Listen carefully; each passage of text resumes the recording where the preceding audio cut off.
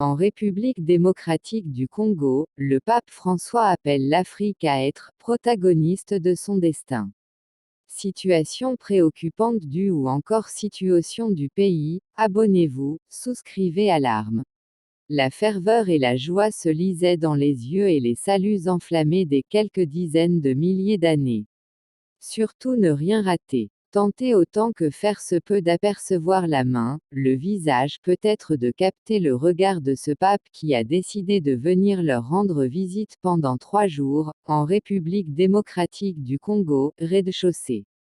La ferveur et la joie se lisaient dans les yeux et les saluts enflammés des quelques dizaines de milliers de personnes qui s'étaient massées, mardi 31 janvier, avenue Lumumba, entre l'aéroport et le palais présidentiel de Kinshasa, où devait se rendre le souverain pontife. Le chef de l'Église catholique était attendu dans ce pays troublé, dont les habitants pensaient leurs souffrances oubliées, reléguées au second plan par des guerres plus récentes peut-être, plus proches aussi du monde occidental. Le pape François, qui devait initialement venir en juillet 2022, avait dû repousser un voyage important pour lui en raison de son état de santé. Les Congolais qui espéraient sa visite avaient dû prendre leur mal en patience.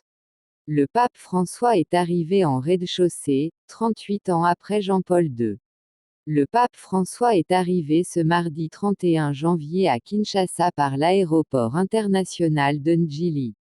Le souverain pontife sera dans la capitale congolaise, jusqu'au vendredi 3 février avant de se rendre à Juba, capitale sud-soudanaise. Il a été accueilli par le Premier ministre Jean-Michel Sama Lukonde, le cardinal Fridolin Ambongo, le nonce apostolique, les évêques, les personnalités politiques et les prêtres, religieux et fidèles. Après l'accueil officiel, les délégations se rendront au Palais de la Nation, où le pape François sera accueilli par le président de la République, Félix-Antoine Tshisekedi. Le pape a entamé son 40e voyage apostolique, œcuménique de paix, comme il l'a lui-même appelé dimanche 29 janvier à la fin de l'Angélus, qui le conduira dans 2 pays traversés par la très forte contradiction d'avoir un sous-sol très riche mais des populations rongées par la pauvreté et la violence. La République démocratique du Congo et le Soudan du Sud viennent recevoir le souverain pontife après de longs mois d'attente, depuis le report de la visite initialement prévue en juillet dernier. Le pape François arrive alors que l'est de la rez-de-chaussée est écumé par les groupes armés qui créent l'insécurité. Les rebelles du M23, appuyés par le Rwanda, perturbent la quiétude des habitants du Nord Kivu. Les miliciens de la Codeco tuent des innocents et s'attaquent même au camp des déplacés, accentuant ainsi la souffrance de ceux qui ont tout abandonné pour sauver leur vie. Les ADF attaquent les populations civiles et posent des bombes artisanales dans les grandes agglomérations de Béni. C'est donc dans un contexte de crise que le pape arrive en rez-de-chaussée. Et les Congolais espèrent une dénonciation de la situation sécuritaire par le pape, l'une des personnalités les plus écoutées dans le monde. Dans l'après-midi du mercredi 1er février, il rencontrera d'ailleurs des victimes des violences dans l'est du pays, des déplacés et des représentants de certaines œuvres caritatives. Il y aura des représentants du Nord Kivu, du Sud Kivu, de l'Ituri qui viendront effectivement pour présenter leur situation, leur expérience et recevoir une parole que le pape dirige à eux et à travers eux à tout l'est du pays et à tous les Congolais, avait annoncé le nonce apostolique, Monseigneur Ettore Balestrero. Faire entendre la voix des Congolais. Le thème de la paix sera au cœur de la présence du pape en rez-de-chaussée. Les différentes personnalités qui ont pris la parole espèrent l'implication du pape pour le retour de la rez-de-chaussée, nation déchirée au fil des ans par un conflit dont les populations civiles sont les principales victimes. Le pays fait face, d'après le rapport des experts des Nations Unies, à une rébellion qui reçoit l'appui du Rwanda. Il va joindre sa voix à celle des autorités congolaises pour l'implication de la communauté internationale dans le rétablissement de la sécurité. Cela permettra aux déplacés de regagner leur milieu de vie et reprendre leurs activités génératrices de recettes et quitter la vie de l'assistance. En attente de la canonisation de Bacania et Annuarit, le pape François vient en rez-de-chaussée, un pays qui avait déjà accueilli le pape Jean-Paul II en 1980 et 1985 et qui compte, selon le Vatican, 40% de catholiques. En 1985, le pape Jean-Paul II avait, pour mission principale, la béatification de la sœur Marie-Clémentine Annuarit Nengaipeta, de la congrégation de la Sainte Famille, morte martyre le 1er décembre 1964, à Isiro-Otuele. La messe a été célébrée à l'esplanade du Palais du Peuple. En 1980, j'avais passé plusieurs jours au Zaïre, marqués par de nombreuses rencontres dont le souvenir reste bien vivant pour moi.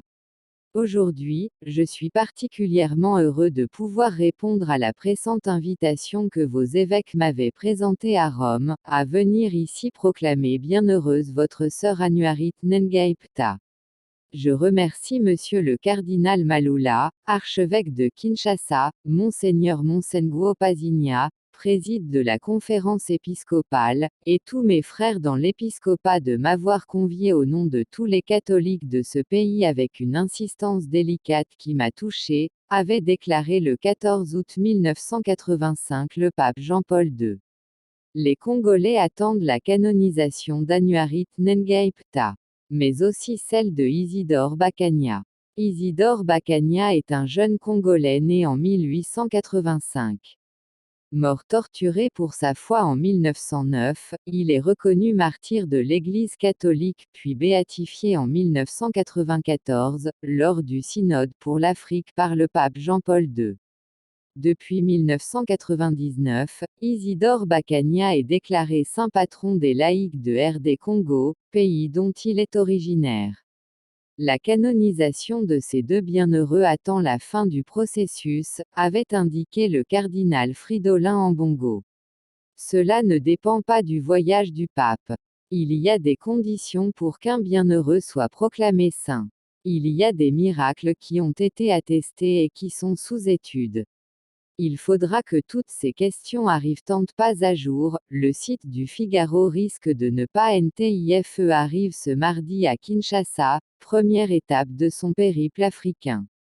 Le pape François entame ce mardi un périple africain qui doit d'abord le conduire en République démocratique du Congo, jusqu'à vendredi, puis au Soudan du Sud. Il doit rentrer à Rome dimanche soir.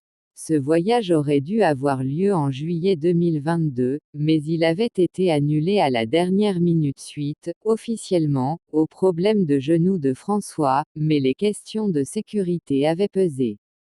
À 86 ans, toujours handicapé, François n'a donc pas voulu trahir sa promesse de venir au Soudan du Sud, notamment, pays pour lequel il s'est personnellement impliqué pour la paix. Un accord fut signé à Rome en 2020, mais peu respecté depuis. Ce dossier lui tient à cœur, et à celui de la communauté Sant'Egidio qui agit en coulisses, au point que François, lors d'une réunion préparatoire à Rome, le 19 avril 2019, s'était prosterné devant le président Salva Kiir et le chef des rebelles, Riek Machar, du Soudan du Sud pour leur embrasser les pieds. Un geste totalement inédit pour un pape, hors liturgie. Abonnez-vous, souscrivez à l'arme et laissez-nous un petit commentaire.